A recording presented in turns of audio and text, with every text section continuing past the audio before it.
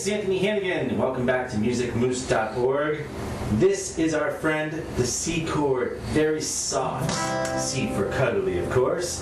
This is one of the chords that pretty much is going to lay down the foundation for your right hand technique as far as your rhythm playing. And one of the greatest things that helped me, and I learned from my mother many years ago, was the very first chord I learned on the guitar. And it's very nice because basically what you're going to do, you're going to hit this chord by entering, you're going to use your ring finger on the fifth string on the third fret, and then right below that, the second fret on the next string down, and then the second string on the very first fret. That's going to fill out your C chord. Also, the big position of this chord is going to be raising this finger up to the third fret and then dropping your pinky down where that finger used to be.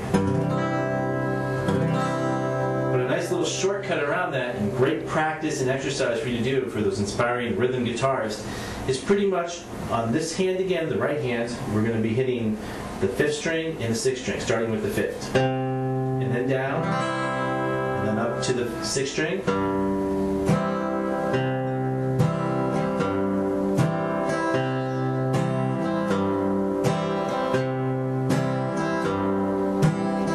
Let it rain. Down, open.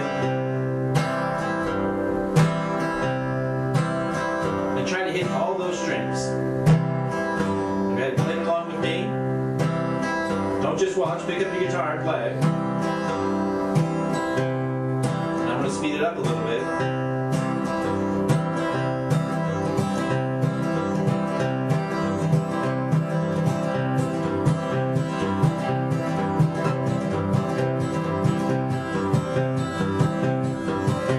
See where it's going. It emulates sort of the bass track that's happening, but at the same time, this is excellent foundation, like I said, for your right hand to start getting into its own rhythm patterns and not thinking about what it's going to be doing in supporting the chords. Basically, you want to keep that rhythm going. It's going to be alternating those strings just like that. Now we can drop down to a C7. That for a lot of different songs too. We're just going to do like a C, G, back to a C turnaround.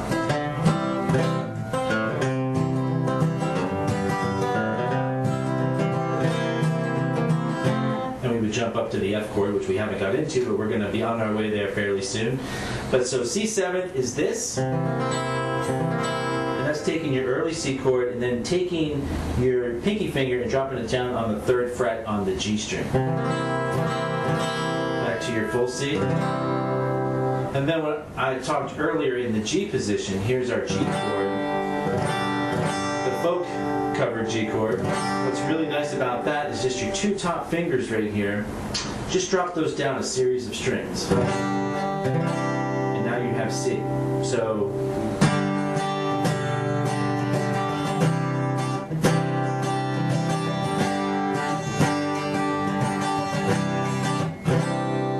you're a folk singer and you're out there rallying and everything else, and this is, I know it sounds pretty incredible, but you can basically pretty much hit this position and hit all the chords you need for a bluegrass tune.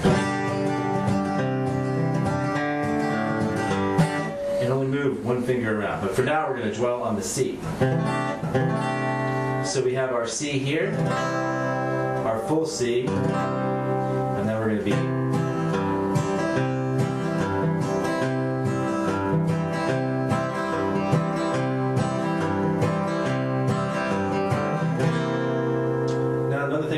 and I'll just show you this real quick.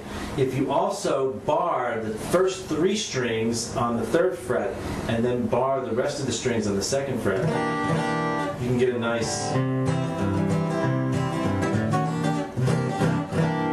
can fall into that too. And you can get some more information on the jazz guitar part of musicmoose.org. So whenever you're curious about some of these chords, it's great to jump over there and check out what our man's doing over there too. So here again, the mighty C, it's so soft. Use it to your advantage. Learn that rhythm. Play it over and over. Kumbaya. Well, thanks for joining this portion of musicmoose.org. We'll see you next time.